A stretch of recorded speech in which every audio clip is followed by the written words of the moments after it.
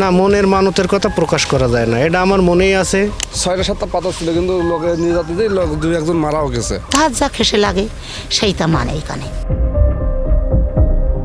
মাটি দিয়ে তৈরি করা হচ্ছে ছোট ছোট তাবিজ বা মাদুলি।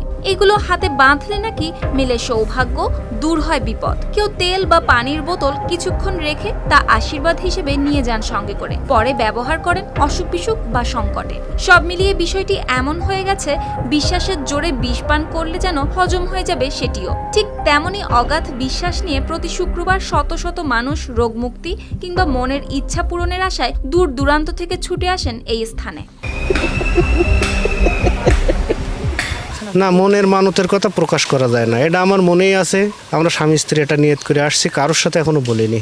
যদি আল্লাহ এনার ওসিলায় যদি পূরণ করে দেয়, সেই উদ্দেশ্যে আসছি আর কি।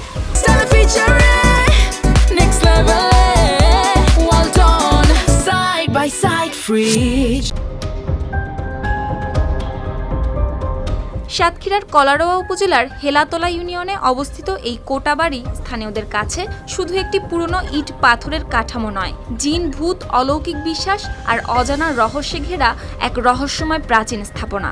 লোকমুখে প্রচলিত আছে, পাশের নদী থেকে অদৃশ্য শক্তিতে ভেসে এসেছিল অসংখ্য পাথর, আর সেই পাথর দিয়েই এক রাতেই নাকি নির্মিত হয়েছিল এই স্থাপনা।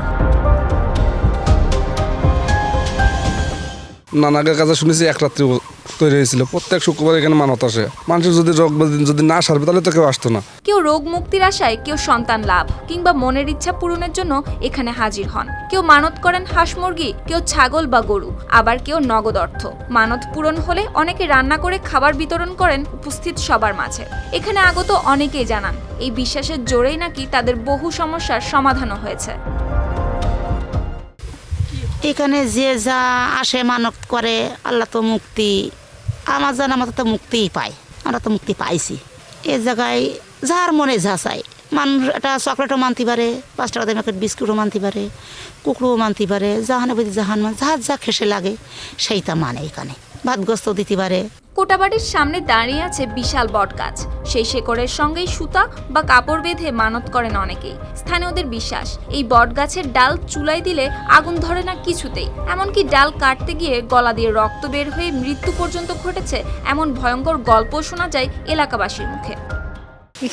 এখানে হুকুম দেয়, ওখানে আসতে হুকুম দেয়, রাত্রি স্বপ্নে দেখায় ওই জায়গায় যাওয়া ভালোই যাওয়া। কোটাবাড়িটি ঠিক কত বছরের পুরনো তা আজও অজানা, তবে এই নামেই গ্রামের নামকরণ হয়েছে বলে জানান স্থানীয়রা। এলাকাবাসীর দাবি, একসময় আরও অনেক পাথর ছিল এখানে, পরে সেনাবাহিনী এসে নিয়ে যায় সেগুলো। 6টা-7টা পাথর ছিল, কিন্তু লোকে নিয়ে যাতে যে লোক 2-1 মারাও গেছে। আমার চোখে দেখা আছে এখানে ওই যে বট গাছে কোপালে আছে রক্ত বেরোনো, আর এই জায়গায় যে ইট খোলা, যেসব পাথর বা ইট খোলা আছে, লোক যদি এ নিয়ে যে বাসা দিয়ে যে গোল রান্নাঘর কিংবা পুতামোতা করে, তাদের স্বপ্ন দেখায়, ভয়ভীত হয়।